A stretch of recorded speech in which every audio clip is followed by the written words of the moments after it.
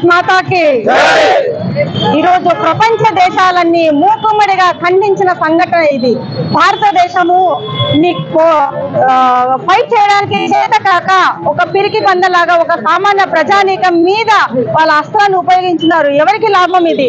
ఒక మనిషి ప్రాణం తీయడమే వాళ్ళ ఆశయం అయితే ఆ మనిషి యొక్క రక్తం ఈ మనిషి యొక్క రక్తంలో గ్రూపులు ఉన్నాయేమో కానీ మనిషిలో మానవతంలో మతంలో మనం ఎక్కడా లేదు. We are Indians.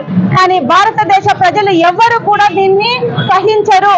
దీనికి ప్రతీకారం తీర్చుకునే రోజు ఆసన్నమైంది. ఇన్ని రోజులు భారత ప్రభుత్వం అంటే చాలా సౌమ్యంగా ఉండే ప్రభుత్వం అని ప్రపంచ దేశాలకు తెలుసు. కానీ ఒక్కసారి కన్నెర్ర చేస్తే ప్రపంచ పటంలో పాకిస్తాన్ అనేది కనుమరుగయ్యే రోజు ఎంతో దూరంలో లేదు.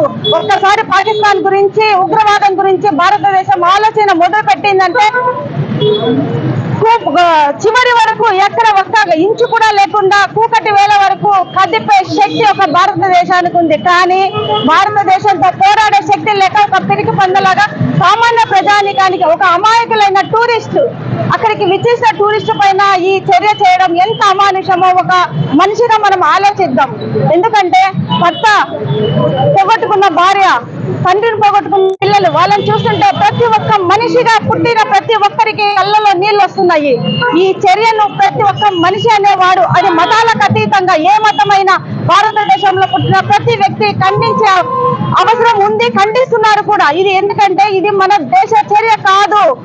పక్క రాష్ట్రం పక్క దేశమైన పాకిస్తాను కుట్రపూరితంగా చేస్తున్న చర్య ఇది. ఇది ఉగ్రవాదాన్ని కూకటి వేళ్లతో పెకలించడానికి కేంద్ర ప్రభుత్వం సిద్ధమవుతుంది. తొందరలోనే దాని రిజల్ట్ వస్తుంది. ఆ రోజు ఉగ్రవాదాన్ని పాతాళానికి తొక్కే యోధుడు పైన భారత ప్రభుత్వ ప్రధానిగా మాకు ఉన్నారు.